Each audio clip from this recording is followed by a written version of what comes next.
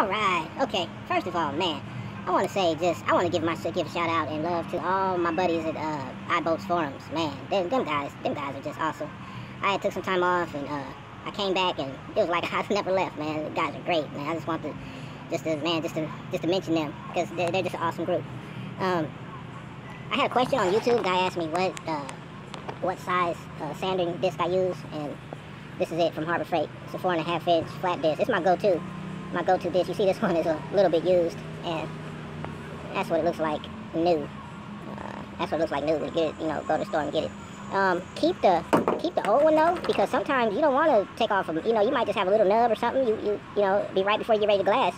You don't want to take off a lot of material. You just want to just hit it, just smooth it out a little bit, and you can throw this old one on there real quick and knock that out. So keep that in mind. You know, you don't have to always throw away your old discs because they do have a use once they wear out. Today, what I'm going to be doing is, let me bring everybody up to speed real quick. Let's start off with the stringers. Let's start off with the stringers, what I did with the stringers. Let me go get a pen, I'll be right back. Alright, so this is my piece of paper. So, imagine this is your stringer. Okay. And then, this is your cleat. Okay, and then on the other side, this is your stringer. Uh-oh, it's getting blurry. And this is your cleat. Okay, what I did is I pilot drilled some holes and put stainless steel screws, and I dipped them in what do you call that stuff? Oh my gosh, I'm gonna have to stop the video because I can't think of that stuff. That marine sealant, oh gosh, hold on. I had to go get the bottle because I couldn't remember the name. Hey, don't get old, man. Don't get old, but here it is. It's this. 3M Marine 5200. Now the 5200 is the one I believe is the one that you can't remove, or it's hard to remove, and then there's a 4200, which I think is like a removable one. So, anyway, I used the 5200, and I dabbed it on these stainless steel screws. I got long ones too, and I just put them in, dabbed it on there and put them in through like that. And then went back, and then went back and filled in the hole with peanut butter. So you pilot drill, coat it with 5200 or 4200, drill it in, and then fill it, when you're done, fill it with peanut butter. Okay, and so that's the stringer, that's the cleat. It goes like, obviously goes like that. And these are the screws. I mean, I got a few different kinds. This came from Home Depot. I got some long ones and some short ones. They're pretty expensive. They come with a little T, I think it's what is it? T15, I think it is. I think it's T15. It comes with a bit, but you might want to get an extra one, just to have. Okay, so that was the, okay. And then once I finish that, you're going to have some unevenness because your PL glue, I'm sorry, you have to PL glue. Hold on. Okay, here's one of a piece of a cleat. Now, when you go in the Home Depot, or wherever you go, try to get the straightest, best looking ones you can. Pick through the pile. Obviously, I didn't use this because look how it looks. But the other ends of it was fine. So pick you some good 2x2s. And then you got to coat them. Now, I coated mine with resin, 2 coats of resin. Wood on Glass got a secret dipping sauce. I never got around to doing it. So I just did regular resin. So look up Wood on Glass if you're interested in something that could be, I'm pretty sure it's more effective than 2 coats of resin. But anyway, I just did the 2 coats of resin. So after you coat it, what you're going to do is you're going to put your PL glue here. And then once you stick it on, okay, your stringer is going to be here, your cleat is here, because this is what you screw to your floor. You're going to have some PL is going to squish out through the top. Scrape that off, the best you can. But you still might have some residue. So come back and sand it, sand that smooth. And then you can put a cap on if you want. I want to say I put a cap on, but I can't remember. Hold on a sec. Okay. So here's your stringer. Pretend like this is your stringer. And more than likely, it's already capped, right? You capped it when you install the stringer on the boat. Now, well, the cap I'm talking about in this instance is where your cleat connects to your stringer, okay? And once you sand it down, you get that PL that's squished out of here, and then obviously this is flush, right? That's flush, okay? And you lay a little cap on top. And, that's optional, I would think. I want to say I put that cap on mine, but honestly, I can't remember. I had to go back to the video and see if I could see a cap on there, but I think I capped it. Anyway, okay, next thing. Okay, the gas tank area. If you notice, this part of the gas tank is a little bit lower than this one, and that's because when you set it in there, it wouldn't fit. I had to sand some out. To make a long story short, my tabbing was high. I mean, some of the corner tabbing was a little high on the bottom. Sanded it down, fit fine. I even had enough room to put the straps all the way up from the top, follow the contour. Wait, no, I didn't follow the contour. I had enough room to put the straps on the bottom and on the side. And the tank is in there solid. It's not going nowhere. There's no give, no movement at all. So I'm real happy with the way the gas tank came out. But when you're choosing your rubber, just get something that's not going to be degradable with water. Get something that's not going to, oh man, I wish I knew the name of it. Anyway, you want to get something that's not going to deteriorate over time.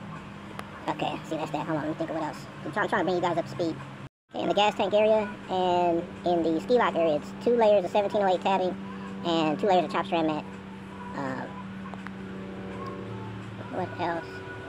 And the tabbing in the bilge area is done. Okay, let me move up to the bow. Get you guys caught up there and we'll be ready to go to work. Okay, when I first started my project, I used a resin. Well, first I used resin from U.S. Composites, and in Florida. I had a bunch of stuff shipped, used that, it was fine. And then when I ran out, I had to get something local. I had to find something local, and I went to Composites 1 and got some C1. And C1 is this green, this kind of green looking resin. I used it once, didn't like it, and been using a Ryco resin, which is 6631, and been very happy with it.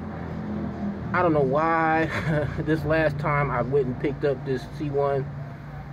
It's nothing really, I don't know, it's nothing wrong with it.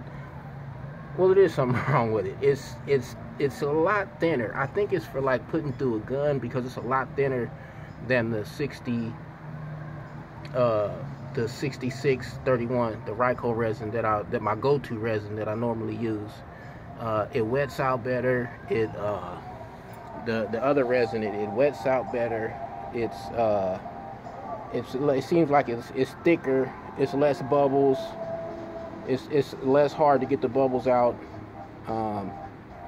Yeah, if you're, I would recommend the 6631 over the C1. I'm gonna use it because it's what I'm gonna finish up with the C1, because it's what I got. But next time I go, I'll be using the other one, the 6631 from here on out. Okay, that's that.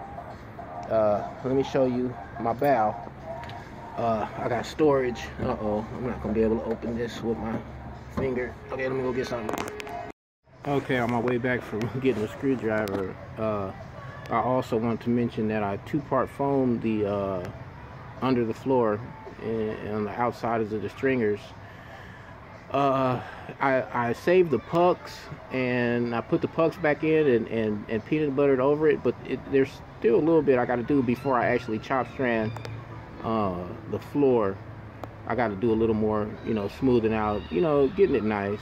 And I did, however, get nice the front of the bow, because I had to. I think I chop strand 2 layers of chop strand about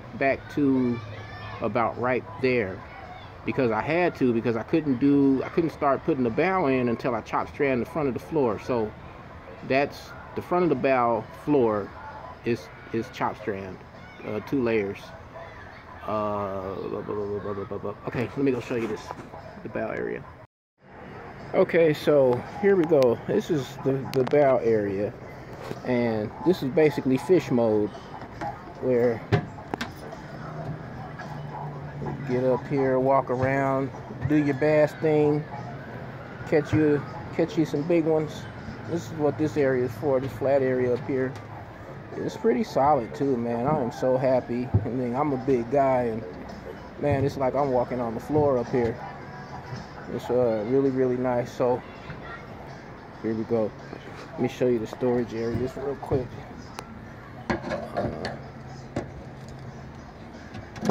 There's going to be a piano hinge that goes along here.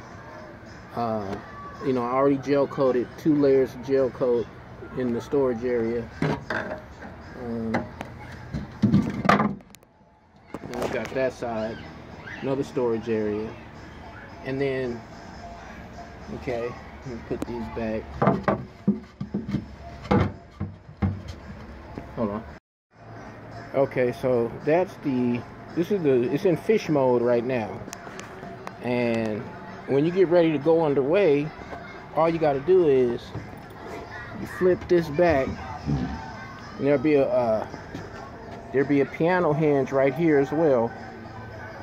And what you do is flip this back, which, you know, and then there's storage in there. And then you flip this back. Okay, and there'll be a cushion. Let me step back so you can see. There'll be a cushion right there. So you can sit on the bottom of the flat piece. There'll be cushions on the outer parts too for when I'm not in fish mode, when you want to sit there. And what I haven't figured out yet is this. Let me show you this. Let me show you the idea I had. I don't know if I'm gonna use it, but let me just show you. Okay, so what it is now, which you got this piece flipped up, you got a cushion here and you got a cushion there, so it creates like a little chair where you can sit there when you're underway. Then there'll be cushions on the sides too. I haven't worked that out yet. I thought about, now let me show you something else. Let me put it back. Put it back in fish mode by flipping this over.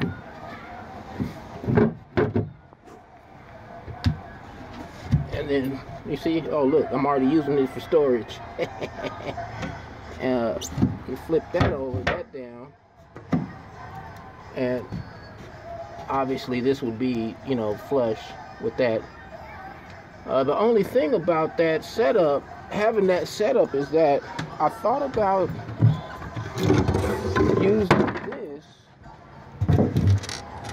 as maybe a bait storage, where I could put ice in there to put like anchovies or power bait or night crawlers, whatever, any kind of bait like that. You keep it on ice, keep it cool. It's not too big of an area, but I don't know. Or I could fill it with 2-part foam. I'm undecided on that. So yeah, I don't know. I got some figuring to do. So yeah, I got some decisions to make, and I got to do it pretty quick because I'm about to start moving. Okay, so there it is. I think I brought everybody up to date.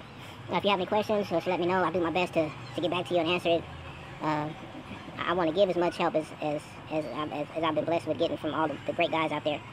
So, and with that, let's move on.